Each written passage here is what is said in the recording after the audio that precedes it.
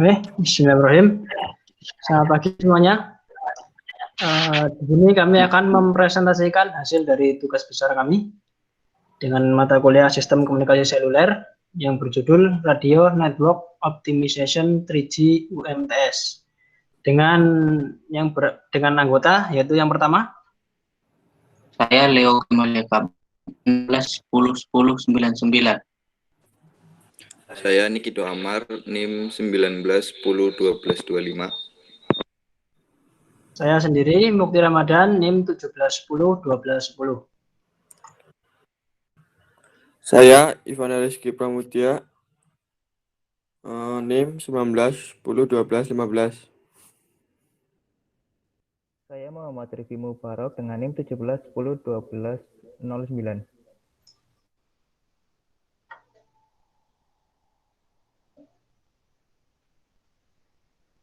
Oke, di presentasi kami ini ada meliputi yang pertama UMTS overview, kemudian yang kedua ada arsitektur jaringan, yang ketiga ada proses optimisasi jaringan UMTS, yang keempat ada drive test pada jaringan UMTS, dan yang kelima ada parameter optimisasi jaringan UMTS, dan yang terakhir itu tool software optimasi jaringan UMTS.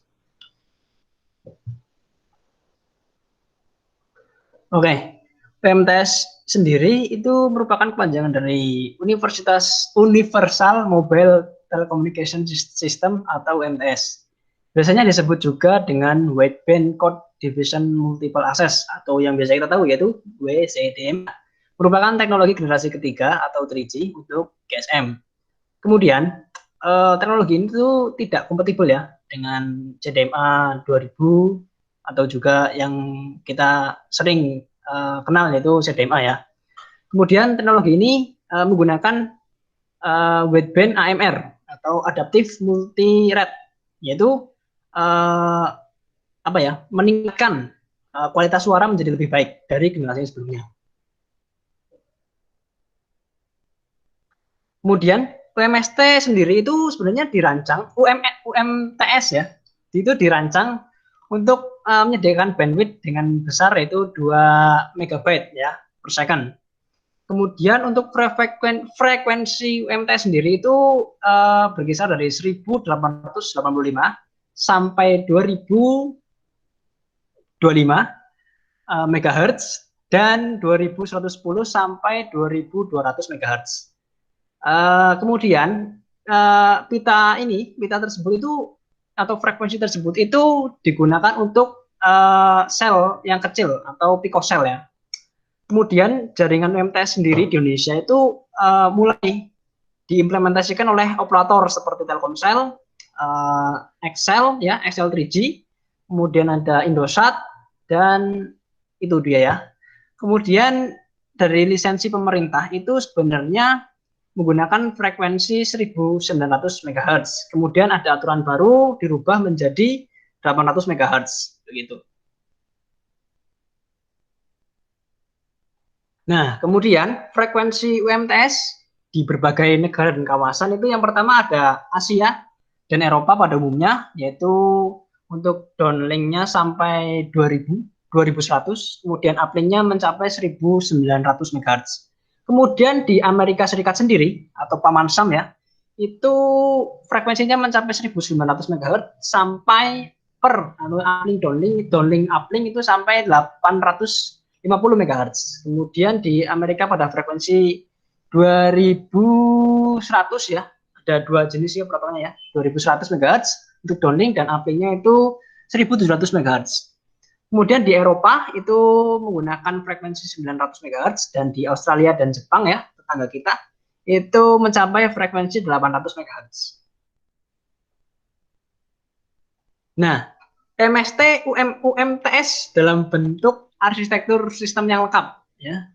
Yaitu seperti dalam GSM menekan pada interface yang biasa ya. Kemudian mencampur ya atau mengkombinasi ya peralatan dari berbagai komponen. Kemudian evolusinya sederhana dari GPRS, kemudian untuk memungkinkan seorang menggunakan atau meningkatkan peralatan backhaul GPRS ya. Kemudian kompatibel dan pensinyalannya mendukung intermode dan handoff antar sistem ya. Intermode-nya itu terdiri dari TDD menuju FDD dan FDD ke TDD. Kemudian intersistemnya itu dari UMTS ke GSM atau UMTS ke GPRS. Kemudian UMTS itu mendukung berbagai kecepatan data ya, penggunaan serta layanan paket dan sirkuit switch maksudnya. Kemudian sistemnya itu terdiri dari 3 subsistem utama. Nah, ini ada arsitekturnya ya, yaitu yang tadi 3 itu ada UE atau user equipment ya, yang ada di sisi pelanggan atau pengguna kita nyebutnya. Kemudian ada UTREN atau UMST, UMTS, Terrestrial Radio Access Network, yaitu ya, menangani semua fungsi yang berhubungan dengan radio. WCDMA, yaitu antarmuka radio seperti di sini. Kemudian yang ketiga ada CN, ya, Core Network, atau jaringan inti gitu ya. Nah, itu memiliki tanggung jawab, yaitu dalam fungsi transportasi ya, seperti switching dan routing, panggilan data, dan melacak pengguna. Ini ada apa ya, contoh gambaran arsitekturnya ya. Dari UE itu ada pelanggan, kemudian di UTRAN kita ada apa namanya BTS ya, BTS-nya disimbolkan dengan node B. Kemudian di CN-nya itu ada ya semacam masuk ke servernya gitu ya. Kemudian di terakhir itu ada di PSTN itu menggunakan kabel telepon rumah, dan ada 2 PSTN dan internet ya gitu.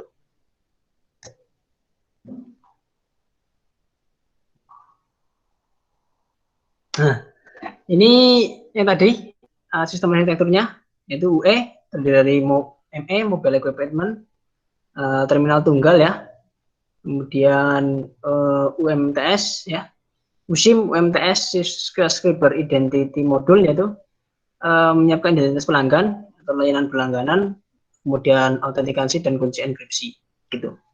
Kemudian di UTRAN sendiri ada node B ya, setara dengan BTS di GSM atau GPRS, kemudian ya melakukan pemrosesan seperti pengkodean saluran, adaptasi laju, penyebaran, sinkronasi, dan kontrol daya. Kemudian juga bisa apa ya, komunikasi untuk antar BTS ya, antar BTS atau antar radio. Kemudian RNC, Radio Network Controller, ya setara dengan kalau di GSM setara dengan PSC ya.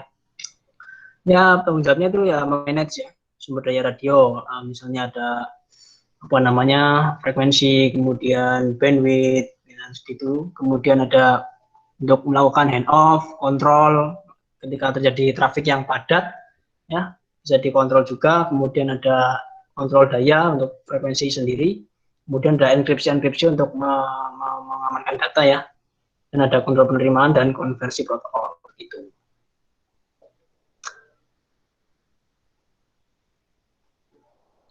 Nah, ini yang UTRAN arsitektur ya. Terdiri dari RNC, yaitu Radio Network Controller, kemudian RNS, Radio Network Subsystem, dan UTRAN berisi beberapa RNS.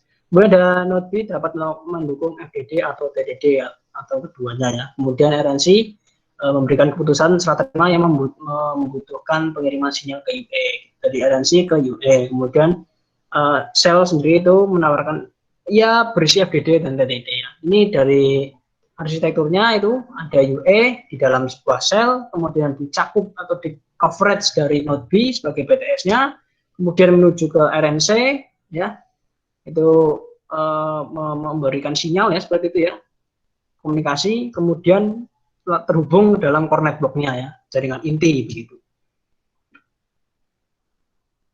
Ya, kemudian akan dilanjutkan oleh saudara Ivanda.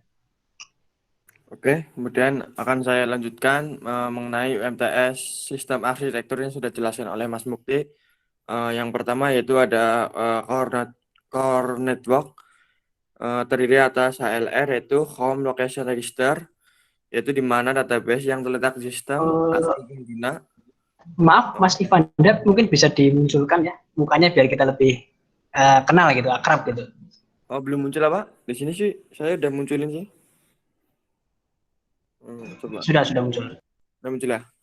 Oke, saya akan lanjutkan kembali yang dijelaskan oleh Mas Mukti, yaitu tentang sistem arsitektur dari UMTS. Yang pertama yaitu dari core network, yaitu terdiri dari dua, yaitu dari HLR dan 3G MSC. Yang pertama HLR itu Home Location Register, di mana database yang terletak di sistem asal pengguna menyimpan salinan master profil layanan pengguna. HR juga menyimpan lokasi UE pada level MSC dan SGSN. Lalu kemudian dari 3G MSC atau FLR, di mana switch dan database yang melayani UE di lokasinya saat ini untuk layanan layanan switch. Oke. Lalu fungsi MSC itu sendiri digunakan untuk menghilangkan transaksi CS atau transaksi CS, dan fungsi VLR menyimpan salinan profil layanan pengguna yang berkunjung serta informasi yang lebih tepat tentang lokasi UE dalam sistem layanan. Lalu ada 3G GMSC atau Gateway MSC, di mana mengalihkan di titik di mana UMTS terhubung jaringan ke CS eksternal, lalu semua koneksi CS yang masuk dan keluar melalui GMSC. Kemudian ada 3G SGSN atau Serving GPRS Support Node, yaitu mirip dengan MSC atau VLR, tetapi digunakan untuk layanan paket service switch. Pada bagian jaringan yang diakses melalui SGSN sering disebut sebagai domain PS. Lalu ada 3G GGSN atau Gateway GPRS Support Node, yaitu fungsinya mirip dengan GMSC, tapi dalam kaitannya dengan layanan PS, versi upgrade dari Gateway GPRS mendukung Node.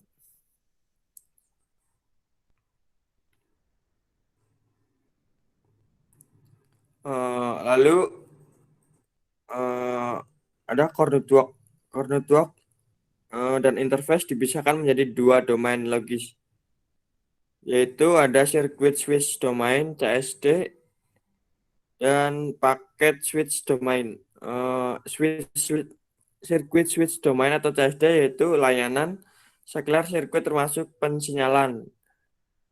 Lalu reservasi sumber daya pada pengaturan koneksi. Lalu komponen GSM versi 3G, MSC, GMSC, VLR, HR, ALR. Lalu kemudian ada LUCS. Lalu pada paket switch domain atau PSD, yaitu digunakan untuk menangani semua layanan data paket. Lalu komponen GPRS versi 3G atau SGSN, lalu GGSN, dan LUPS. Lalu pendekatan umum membangun infrastruktur GSM atau GPRS membantu menghemat biaya penyebaran yang lebih cepat. Dapat dilihat arsitektur dari core network, yaitu terdiri hampir sama seperti arsitektur yang tadi menjelaskan, tapi ya beda lah. Yaitu ada terdiri dari UE, Ultran, lalu CN. Dapat dilihat pada PPT. Oke, lanjut. Lalu ada proses optimasi jaringan UMTS. Proses optimasi jaringan UMTS itu adalah proses di mana semua informasi mengenai hardware, konfigurasi, hardware problem, konfigurasi antena, yaitu ketinggian azimut ting, lalu parameter setting, topologi jaringan, dan informasi aktivitas yang berkaitan dengan topologi jaringan. Lalu untuk definisi KPI, Key Performance Indicator, dan juga performance jaringan harus dikumpulkan sebagai sebuah kesatuan informasi untuk melakukan analisa dan improvement pada sebuah jaringan seluler. Lalu ada aspek jaringan 3G UMTS, yaitu ada 3 parameter Key Performance Indicator, KPI, yaitu aksesibilitas, yaitu berkaitan dengan CSSR. lalu retainable atau berkaitan dengan CDR, dan mobility atau integritas atau integrity berkaitan dengan HOSR. Dan ketiga parameter tersebut menjadi acuan dalam meningkatkan performansi atau optimasi jaringan telekomunikasi. Adapun acuan dasar performansi jaringan lainnya yaitu kegagalan akses atau access fails.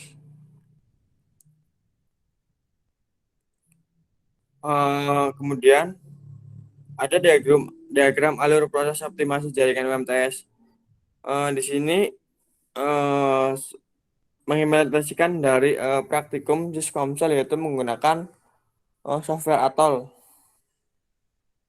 namun digunakan untuk jaringan UMTS. Yang pertama yaitu mulai, lalu survei lokasi, setelah survei lokasi drive test, lalu melakukan KPI analisis. Setelah KPI terpenuhi, jika ya langsung selesai, kalau tidak dapat disimulasi dengan menggunakan Atoll. Lalu untuk merekomendasikan setelah itu simulasi setelah berdasarkan rekomendasi menggunakan Atoll. Setelah itu apakah ada perubahan dari hasil? Jika ya selesai, kalau tidak kembali lagi ke simulasi sebelum dengan menggunakan Atoll. Oke. Selanjutnya akan dijelaskan oleh Niki Doamar. Ya, di sini saya akan menjelaskan tentang drive test. Drive test itu merupakan pengukuran yang dilakukan untuk mengamati dan melakukan optimasi agar dihasilkan kondisi ataupun kriteria dari performasi jaringan. Drive test dapat dilakukan dengan menggunakan sebuah mobil dengan kecepatan rendah yang di dalamnya telah dipasang perlengkapan untuk drive test, atau dapat dilakukan secara manual atau walk test yang biasanya dilakukan dalam sebuah bangunan. Kemudian metode drive test diantaranya yaitu ada SSV atau single set verification, ada drive test cluster, dan ada drive test benchmark. Untuk jaringan UMTS itu sendiri atau Universal Mobile Telecommunication System merupakan suatu evolusi dari GSM di mana interface radionya adalah WCDMA serta mampu melayani transmisi data dengan kecepatan yang lebih tinggi. Kecepatan data yang berbeda untuk aplikasi-aplikasi dengan QoS yang berbeda. Nah, di sini merupakan arsitektur dari jaringan UMTS sama seperti penjelasan sebelumnya yang sudah dijelaskan oleh Mas Mukni, yaitu terdiri dari UE.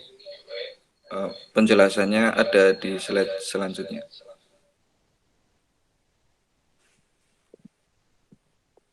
Nah, untuk UA atau User Equipment itu merupakan perangkat yang digunakan oleh pelanggan untuk dapat memperoleh layanan komunikasi bergerak. Kemudian untuk UTRAN, UMTS Terrestrial Radio Access Network. UTRAN ini terdiri dari Radio Network System atau RNS, di mana setiap RNS meliputi RNC, dianalogikan dengan GSM, BSC, dan Node B sebagai BTS. Di dalam UTRAN terdapat beberapa elemen jaringan, di antaranya adalah Node B dan RNC atau Radio Network Controller.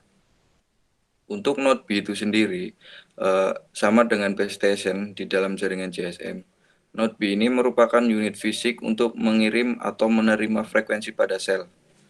Nah, untuk RNC atau Radio Network Controller, RNC yang mengontrol Node B di bawahnya disebut dengan CRNC atau Controlling RNC. Si RNC bertanggung jawab memanajemen sumber radio yang tersedia pada Node B yang mendukung. Nah, di sini merupakan jaringan UMTS, bisa dilihat pada PPT. Kemudian next, Mas.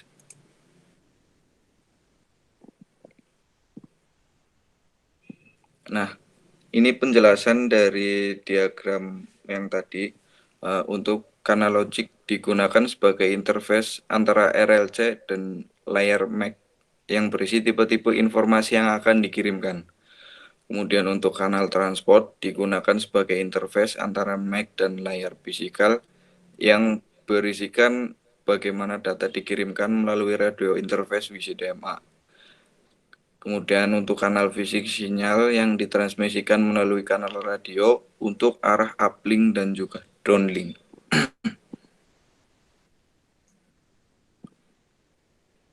Nah, ini merupakan parameter performasi jaringan pada UMTS. Di antaranya yaitu receive signal code power atau disingkat RSCP, kemudian energy carrier to noise atau ACNO, kemudian ada yang terakhir throughput.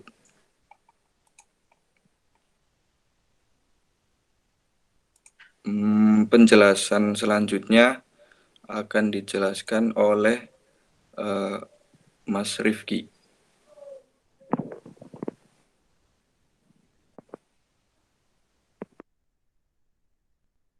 Ya, untuk parameter jaringan OMT sendiri itu berdasarkan dari KPI atau Key Performance Indicator. KPI sendiri itu merupakan suatu parameter yang dapat menunjukkan kinerja sistem jaringan yang digunakan untuk mendeteksi kinerja sistem jaringan yang tidak baik. Setiap masing-masing penyedia jaringan telah memiliki KPI-nya masing-masing. Adapun beberapa parameter atau bagian dari KPI yang dijadikan referensi untuk dapat melihat performansi dari jaringan 3G atau MLS pada layanan voice dan datanya adalah seperti berikut. Untuk layanan voice yaitu standar menggunakan RSCP atau Receive Signal Code Power. Kemudian ada Chip Energy Over Noise ECNO, Speech Quality Index atau SQI, Call Setup Success Ratio atau CSSR, Call Drop Ratio atau CDR, kemudian ada Successful Care Ratio atau CR, kemudian ada Call Congestion Ratio, dan Handover Success Ratio. Nah, untuk RSCP sendiri itu merupakan level sinyal yang diterima di sisi user. Jadi semakin besar nilai RSCP maka semakin baik. RSCP ini mempengaruhi persentase keberhasilan dalam mengakses layanan telekomunikasi. Misalnya pada suatu daerah yang memiliki nilai RSCP yang jelek, maka akan susah untuk melakukan panggilan ataupun mengirim SMS. Nah, bisa dilihat ini tabelnya untuk skala parameter dari RSCP. Jika melebihi dari minus 85 dBm, itu merupakan sangat baik. Kemudian untuk level minus 98 sampai minus 85 dBm itu dalam masuk kategori baik. Sedangkan dalam minus 108 sampai minus 98 itu masuk ke dalam kategori cukup baik. Kemudian jika nilai RSCP-nya kurang dari minus 108 dBm itu sudah termasuk RSCP yang jelek. Parameter yang pada jaringan OMTS yang kedua ada energy carrier per noise. Energy carrier per noise adalah kualitas data atau suara di jaringan operator 3G atau UMTS. Fungsinya sama dengan RX Qual di jaringan 2G, yaitu sebagai penanda kualitas sinyal. Jadi ini menandakan jika kualitasnya sudah bagus atau belum untuk sinyalnya. Nah, di sini bisa dilihat untuk skala parameternya yaitu jika mendapatkan nilai 0 sampai minus 6 dBm, itu mendapatkan nilai yang baik atau kategori baik, sangat baik malah.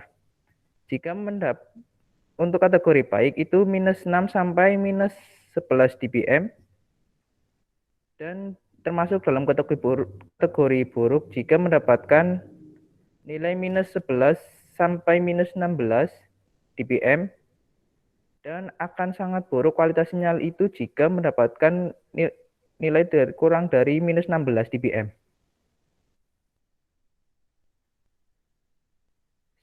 Secara tradisional, kualitas data atau suara di jaringan 3G UMTS diukur dengan parameter Isirno bagaimanapun tidak akurat digunakan sebagai indikator kualitas sinyal. Maka dari itu kita perlu juga menggunakan SKI. SKI adalah pengukuran yang lebih canggih diusahakan untuk menggambarkan kualitas suara. Seperti halnya Isirno, SKI diupdate setiap 0,5 detik.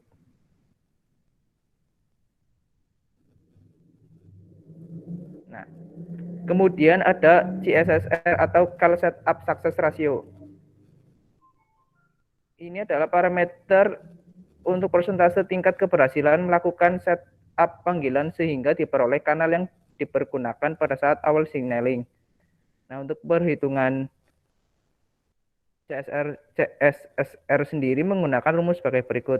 CSSR sama dengan 100 dikali call setup per call attempt. Perhitungan dari call setup dan call attempt-nya. Nah, kemudian ada call drop ratio. Call drop ratio sendiri adalah persentase banyaknya panggilan yang jatuh atau putus setelah kanal pembicaraan digunakan. Nah, call drop ratio sendiri dapat disebabkan antara lain oleh rugi-rugi frekuensi radio, CO channel interferensi, dan adjacent interferensi, kemudian kegagalan proses handover. Kemudian ada successful call ratio. Successful call ratio adalah persentase dari keberhasilan proses panggilan yang dihitung dari MSC penelepon melakukan panggilan sampai dengan panggilan tersebut terjawab oleh penerima. Pada perhitungan successful call ratio ini menggunakan rumus sebagai berikut. Successful call menggunakan persen yaitu sama dengan 100 dikali CSSR kemudian dikali 1 dikurangi call drop rate-nya.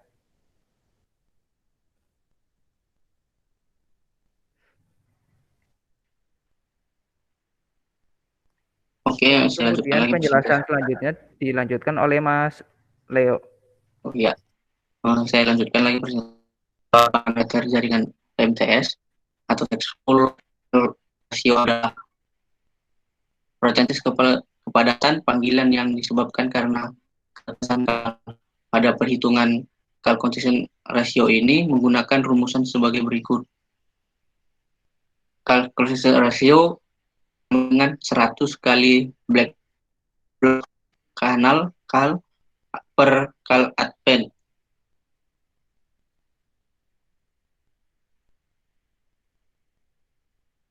Selanjutnya, Mas.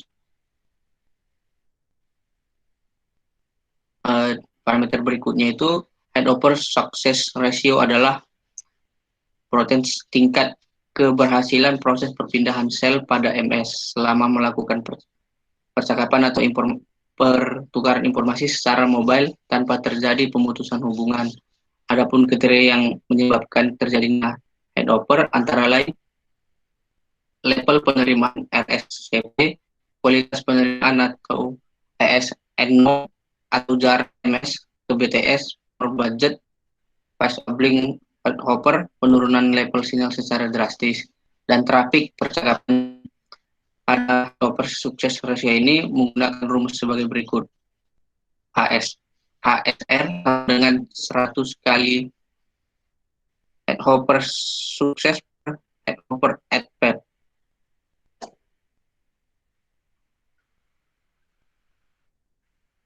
Selanjutnya itu tools software optimasi jaringan MTS ini masih banyak digunakan oleh GSM di Indonesia, itu TEMS, di mana TEMS itu adalah test system yang merupakan perangkat untuk men-setting jaringan seluler. Perangkat TEMS ini merupakan keluaran drive test pada dasar dari ponsel TEMS mobile phone yang dikendalikan oleh perangkat lunak pada komputer. Yang dari TEMS akan berlaku sebagai sama seperti ponsel standar, memiliki fitur tambahan sebagai pengumpul informasi tentang level sinyal dan kualitas sinyal dan banyak lagi yang diberikan oleh BTS untuk ponselnya sendiri.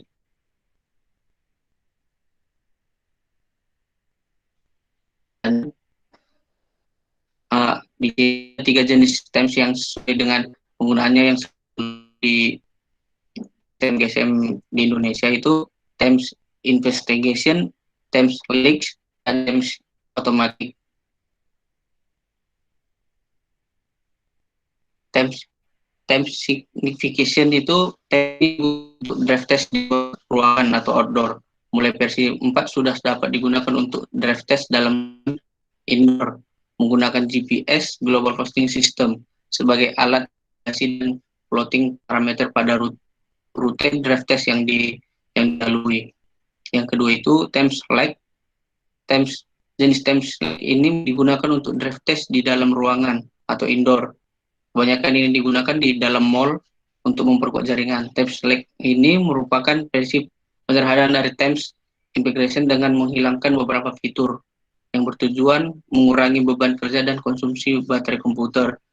Hal tersebut dilakukan karena saat komputer portable atau laptop masih mempunyai keterbatasan perangkat dan baterai. Yang ketiga itu TEMS Automatic. TEMS Automatic ini digunakan untuk draft test di luar ruangan atau outdoor. TEMS Navigation dan TEMS Like hanya bisa mengukur sisi downlink saja, yaitu dari arah BTS ke MS. Untuk uplink yaitu dari arah MS ke BTS, TEMS Navigation dan Like tidak dapat mengukur karena alat pengukurannya hanya handphone. TEMS Automatic ini menggunakan sistem call server untuk menggunakan uplink dan downlink.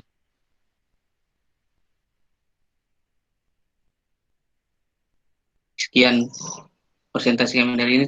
Terima kasih.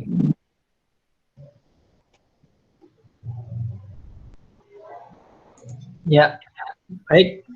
Mungkin itu tadi yang bisa kelompok kami sampaikan ya mengenai presentasi dari Tubes kali ini. Kami akui masih banyak kesalahan, tapi semoga bisa menjadi pembelajaran yang lebih baik lah, berguna gitu. Baik, kurang lebihnya kami mohon maaf. Sekian dari kami. Wassalamualaikum warahmatullahi wabarakatuh. Waalaikumsalam warahmatullahi wabarakatuh. Terima kasih semuanya.